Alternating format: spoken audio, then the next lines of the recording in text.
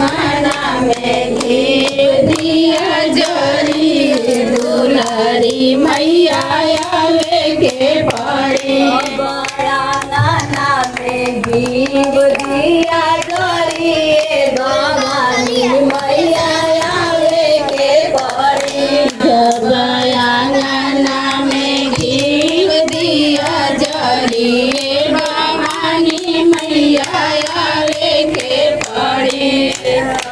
नवा मैया धैले बानी कलसा अपना नवा मैया धैले बानी कलसा परिवार दोस्त लगवले बाला लसा पूरा परिवार तोच लगावले बाला लसा नवा मैया धैले बानी कलसा